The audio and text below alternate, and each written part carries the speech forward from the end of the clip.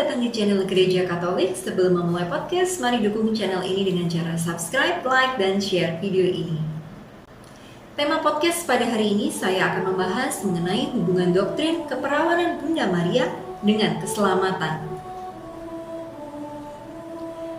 Kebenaran artikel iman atau article of faith dalam iman Kristiani itu memang sifatnya berlapis-lapis.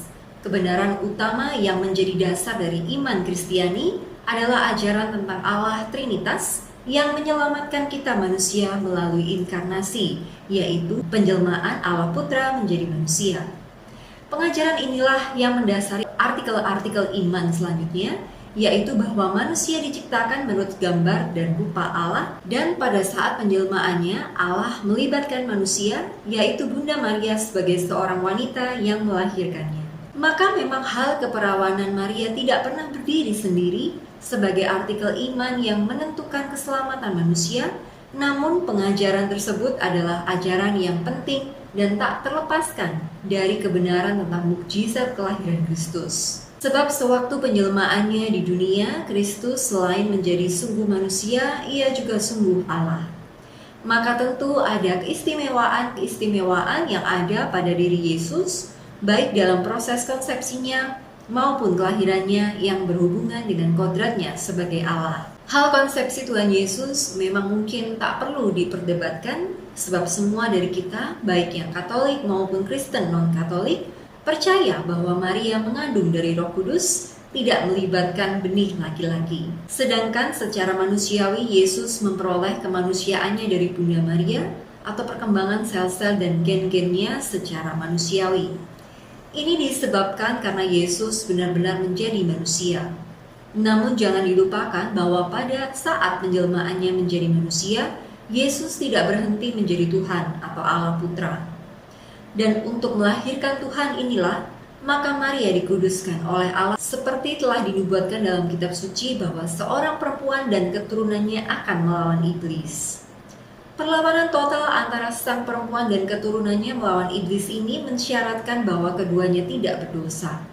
Hal ini sesuai dengan sabda Allah yang disampaikan oleh malaikat bahwa Maria dinyatakan sebagai penuh rahmat atau full of grace, Charitomene, artinya Maria sempurna dipenuhi rahmat Allah sejak awal mula kehidupannya sehingga ia tidak berdosa.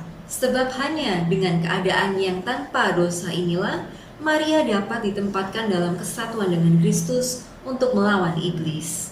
Keadaan Maria yang tanpa dosa inilah yang mengakibatkan ia melahirkan tanpa rasa sakit, karena rasa sakit melahirkan itu diberikan oleh Allah sebagai konsekuensi dari dosa.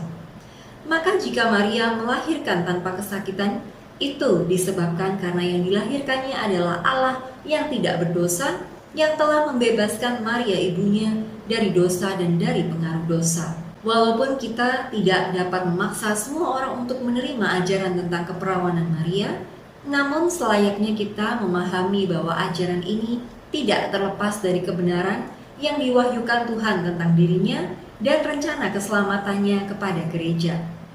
Ajaran tentang keperawanan Maria ini tidak terlepas dari ajaran tentang kesempurnaan rencana keselamatan Allah, Allah yang menjelma ke dunia untuk memulihkan kerusakan pada awal kedatangannya tidak merusak keutuhan ibunya. Kedua, teladan kesempurnaan atau kekudusan Maria akan menjadi teladan bagi kita. Kekudusan melibatkan komitmen untuk menjaga kemurnian jiwa dan tubuh. Ketiga, teladan Maria menjadi gambaran akan kekudusan gereja sebagai mempelai Kristus yang hanya memberikan penghormatan dan ketaatannya kepada Kristus Sang Kepala. Memang sulit untuk dapat mengakui ajaran ini kalau pertama tidak mengakui wewenang mengajar atau magisterium gereja, atau jika ia mengutamakan logika berpikir manusia di atas segalanya.